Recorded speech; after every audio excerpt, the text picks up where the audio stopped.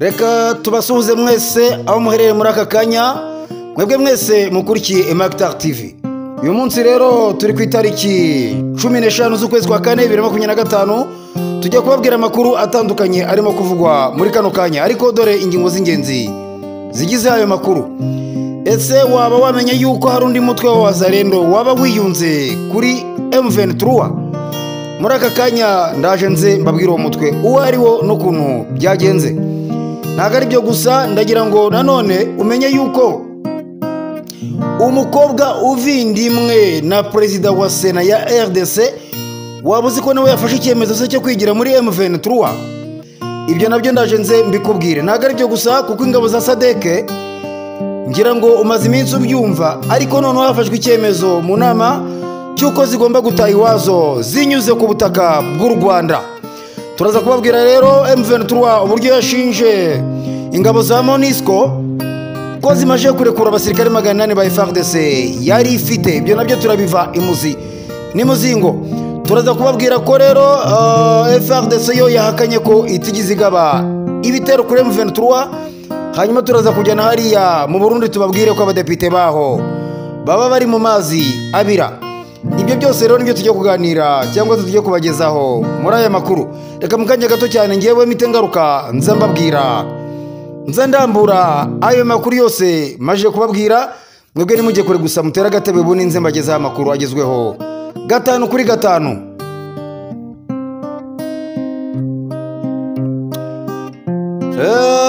Reka rero duhita duhera kuri iyi nkuru ivuga ko undi mutwe wa Wazalendo witwa UFRC wifatanyije na AFC M23, uwitwa Joel na Munene Muganguzi, umuyobozi wa politiki w'ubumwe bw'ingabo ziharanira kongera kubaka Kongo.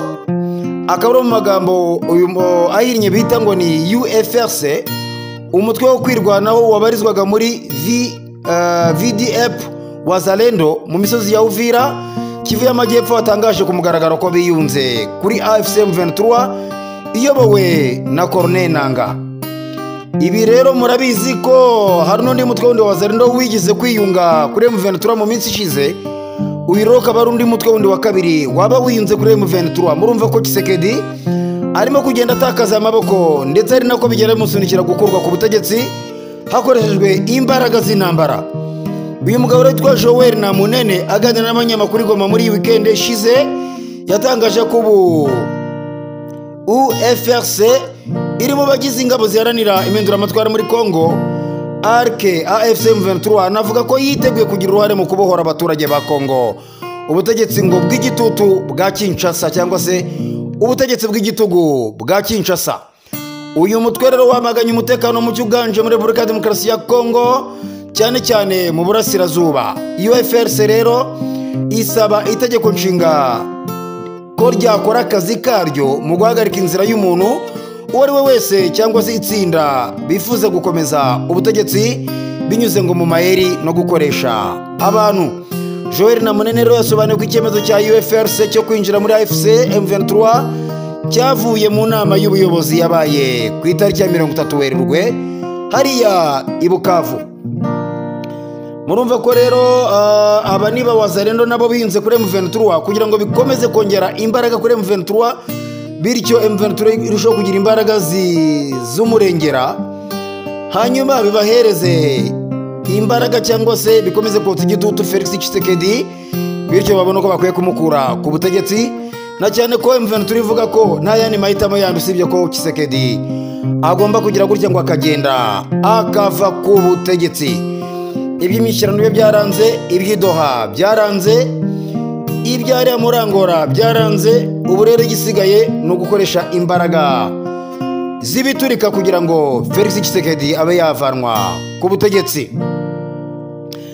Nyuma rero y'izo mbaraga zindi ziyunze kuri M23, reka nze mbabwire ko mushiki wa perezida wa Sena wa ya RDC ubu ngubu noneho nawe uyu nguyu yaba yamaje kwiyunga kuri M23.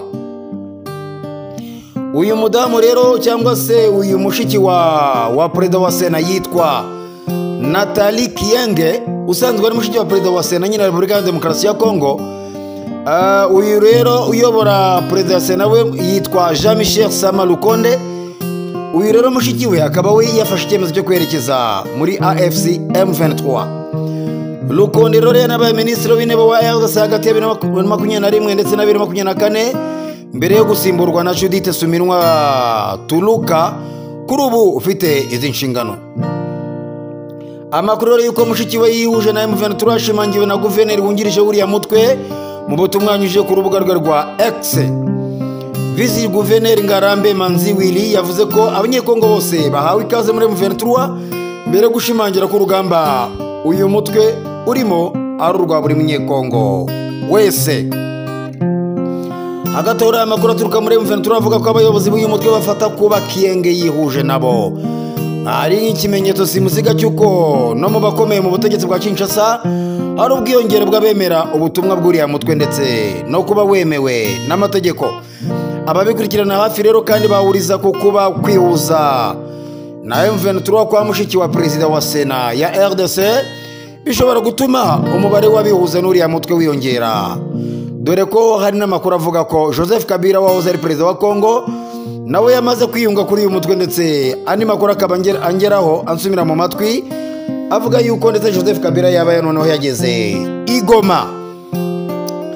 Murumva ko rero M23 irimo kugenda ibona andi maboko, ndetse ibi bigakomeza kotsa igitutu ubutegetsi bwa Kinshasa bukomeza kuvuga ko M23 ngo atari abakongomani ngo ahubwo ngo ari abanyarwanda ngo baba baragiye ari muri Kongo kurwanayo. Ibi bikaba bikomeza gushimangira ko noneho uyu mutwe wa M23 ari umutwe w'abanyekongo koko. Niba Kabila yamaje kuwiyungaho ubu ngo bakaba yamaje no kugera Igoma, mushiki wa perezida wa Sena uyu nguyu witwa Nathalie Kienge nawe akaba yamaje kwiyunga kuri M23. Umungu wa Mumbutu uyu nguyu nawe akaba yamaje kwiyunga kuri M23, ndetse n'abandi benshi b'abakongomani bamaje kugira gutya biyunga kuri M23. Ibi birakomeza kwemeza ko M23 noneho hari abakongomani na gushidikanya, ndetse ko ibyo barwanira birimo kwemerwa n'abakongomani.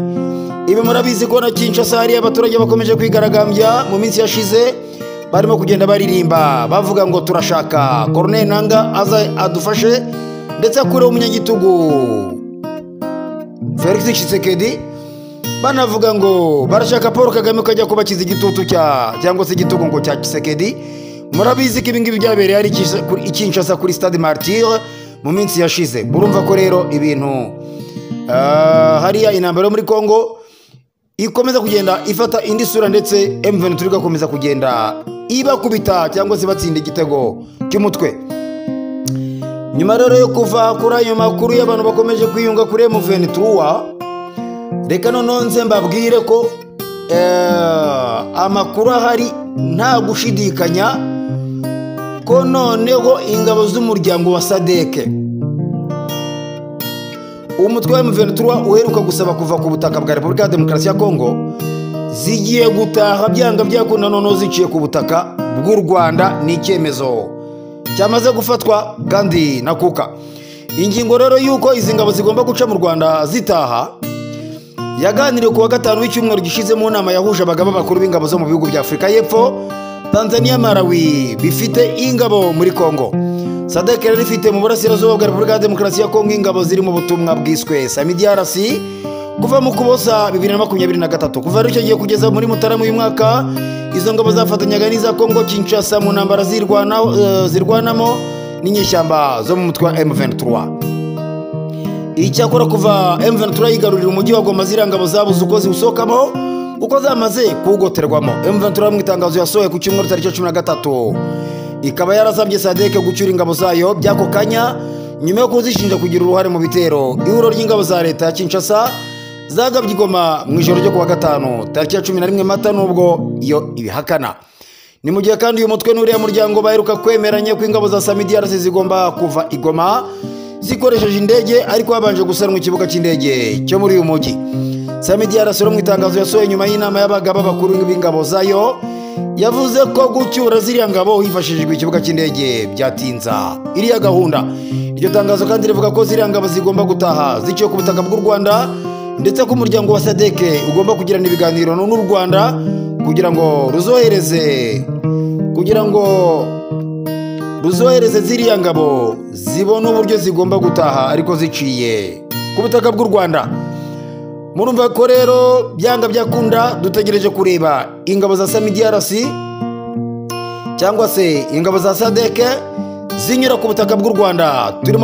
Turimo tuzishyiraho kamera zacu, turimo tugaragaza uburyo zaba zirimo kugenda zitaha zifite ikimwaro, zinyura ku butaka bw'u Rwanda ndetse zitaha ziva mu butumwa bwazo, ariko nanone zinataha zaratsinzwe kuko ibyazizanye byazinaniye kubishyira mu bikorwa. Murumva ko rero byanga byakunda izo ngabo mu minsi mike cyane muraza kuba murimo muzibana tuzibereka zirimo zitaha zinyura ku butaka bw'u Rwanda. Ariko nanone rero nubwo bivugwa uko nguko,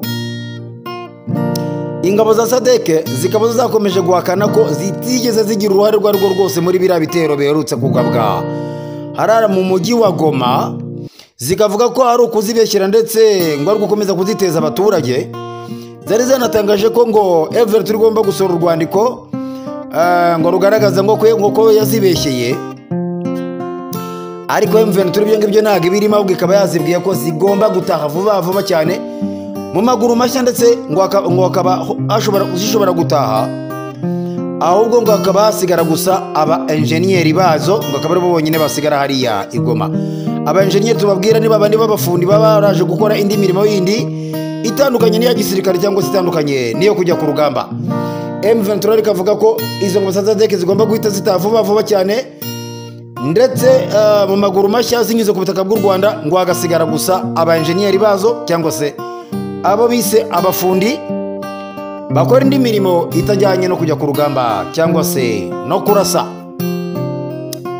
Murumva rero ko ingabo za SADC ibintu byazikomeranye, ariko muri iyo nama yabaye kuwa gatanu bakaba rero baremeje ko zigomba guhita zitaha n'ubundi zigaca hano mu Rwanda.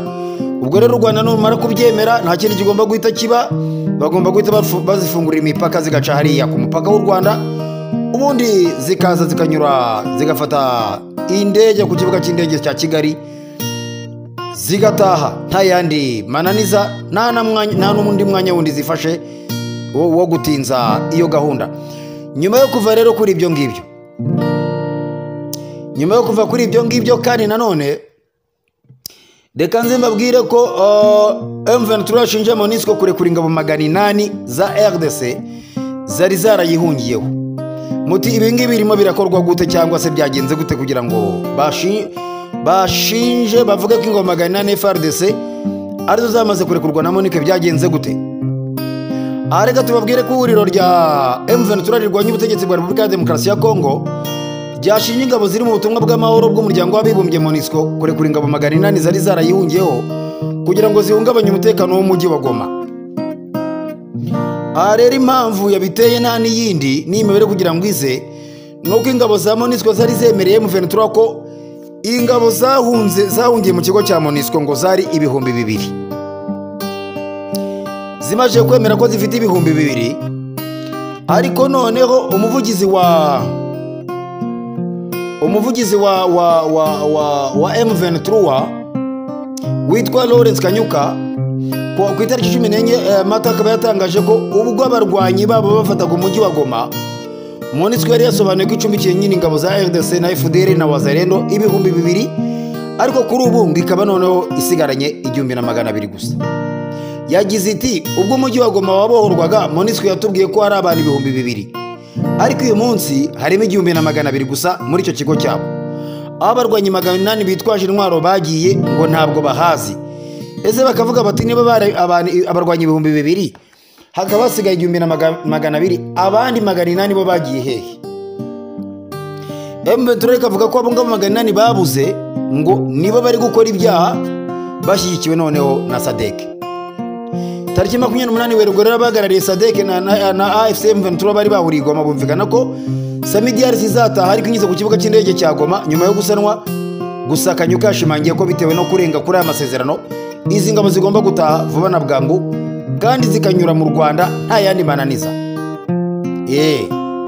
Vuba cyane ngo kubera ko ibyo bari basezeranye, ibyo bashyize mu bipapuro bakandika bakanasinya byose bamaje kugira gutya barabyangiza. Kanyuka rero akaba yavuze ko amasezerano ari bo bonyine bagize gutya barayangiza, bityo bagomba guhita bataha nta yandi mananiza byakwanga agakoresha izindi mbaraga zindi kandi za gisirikare. Murumva ko SADC iyo iri mu mazi abira mu buryo bukomeye cyane.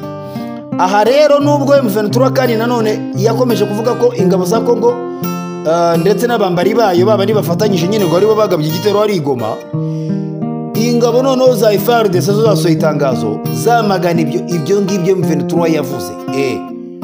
Zibyamagana zirimo zivuga ko noneho zikaba zagize kujya zikavuga ko M23 ibyo irimo kuzivugaho atari byo, ngo ahubwo M23 ko ari amayeri yakoresheje yo kwigabaho ngo igitero hari Goma, ngo kugira ngo ibone uburyo yanga kujya mu masezerano cyangwa se ibone uburyo yanga kujya mu biganiro. Reka nze mbisome uburyo noneho iri tangazo rivuga kugira ngo mubyumve ko atari amagambo yanjye. FARDC yakanye kugira uruhare mu bitero biherutse kugabwaho Goma. Mu itangazo ryashyizwe ahagaragara ku cyumweru tariki 13 Mata, umuvugizi w'ingabo za Repubulika ya Demokarasi ya Kongo FARDC General Sylvain Kenge yahakanye ibirego by'igitero cyagabwe mu mujyi wa Goma ku nyeshyamba za AFC M23. Inyeshyamba rero za M23 zimaze amezi 3 zigarura umujyi wa Goma, ibyo murabizi. Zivuga ko ingabo za leta n'abafatanyabikorwa bazo zateye uyu mujyi mu ijoro ryo kwa 11 na 12 Mata, ariko FARDC isobanura ko ibyo birego bidafite ishingiro.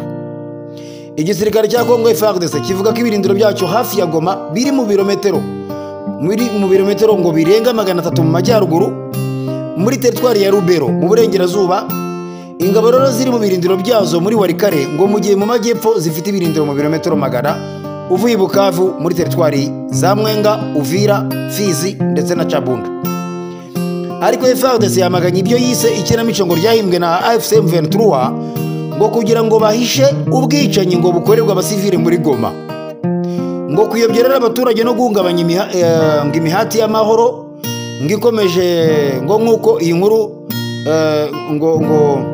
ngo bakaba rero ngo bakomeje kuyobya ngo abaturage ngo ndetse no guhungabanya ngo amahoro, ngo akaba ariyo mpamvu M23 ngo yigabyeho igitero ngo kugira ngo ibone uburyo noneho ikomeza ngo kwica abasivili. Ibi rero akaba ari ibintu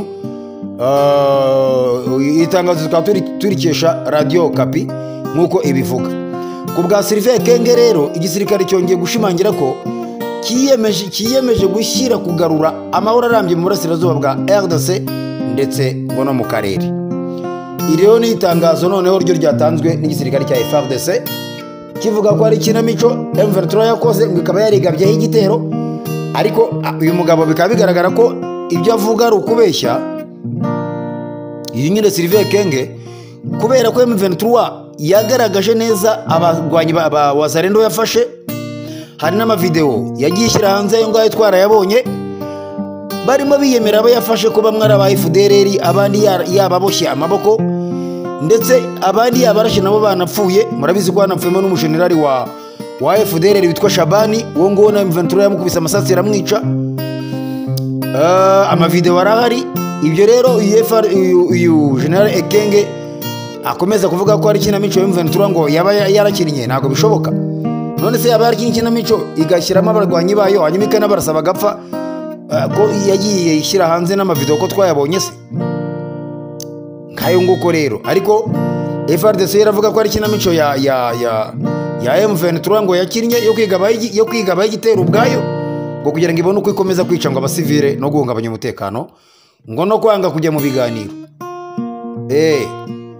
Ngayo nguko rero murumva ko FARDC irabihakana, ariko nanone nubwo ibihakana gusa icyitwa Wazalendo bo bagabye ibitero ni ibintu byigaragaje n'amavideo yabyo arahari. Aha kandi tureka tunababwire ko Wazalendo ari ya Uvira,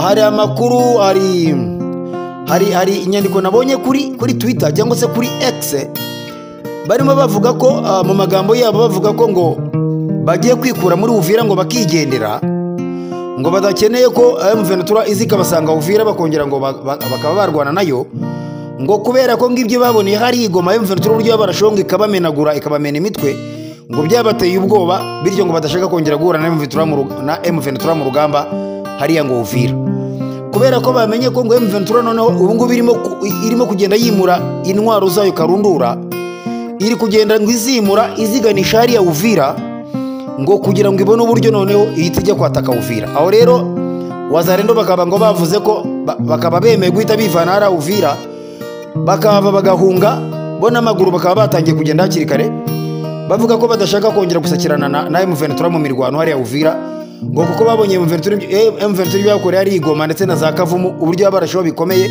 ikabamenagura imitwe hakicwa abarwanyi benshi ba wazarendo ngo byateye ubwo wazarendo bafashe icyemezo cyo kwigendera ingenda ashaka kuzongera gusakirana na M23 akandi nanone mbabwire ko M23 uburyo irimo kurwana noneho sorry nayo irimo kurwana no mu buryo bukomeye ariko ngo ubu noneho irimo gukoresha icyitwa drone ubu ni murabizi ko drone zakoreshwaga noneho n'igisirikare cya FARDC ubu rero M23 noneho yo nayo irimo gukoresha noneho za drone za zindi kandi drone zigezweho zimwe zakorewe hariya muri za Turkiya nariya muri Brazil zikomeye cyane ngo nizo noneho M23 irimo gukoresha nizo zirimo kugenda zimena imitwe noneho abantu abarwanyi bose bari gushaka kuyigaba ibitero murumva ko M23 noneho ntabwo iri gukoresha gusa ntabwo irimo gukoresha intwaro zo hasi ku butaka gusa ubu noneho irimo gukoresha n'amadrone ngo akomeye cyane bikaba rero byateye ubwoba wazarendo uburyo ngo noneho M23 irimo kugenda uburyo iri gukoresha mu ntambara ngayo ngukora amakuru twafite hariya muri Kongo nayo ngayo ariko reka nze ndangirize kuri iyi nkuru nayo y'ingenzi aya makuru nayo ni ingenzi mu kuyamenya ndashaka ko nayo muyamenya na amakuru noneho arimo kuvugwa hariya mu gihugu cy'u Burundi ndagira ngo muyumve neza cyane kuko aya ngaya nayo kuyamenya rwose ni ingenzi abarundi rero kambabwire ko mu Burundi abadepite noneho baba bari mu mazi abiri